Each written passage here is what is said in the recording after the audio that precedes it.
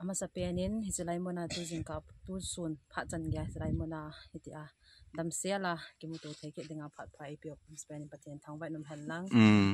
tu sun pha na hi isobio Assam langa molkhang houbung mi te zo se koma ki pane phone na hin nei no men aje chu hijalai mona no pi hon hom cha tu ni hi kan hi zong leweng mun khana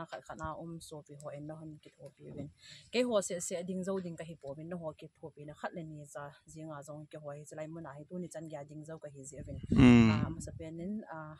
kipathu chu ka hin sei ke nen na ateng zong le tu ni hijalai mona he hon hom cha ka hi wen a hin la no hon ni hin ki tho pi wa hitia sumla pai han lang thala jong ipi lam hi jong le ni hin ki tho pi hi ka ki pa ma ve tin na chung wa ki pa thu ka hin sei no men chule ni hin sol pe pau pu to ama za lai ama thu ai ki het to theina o hi en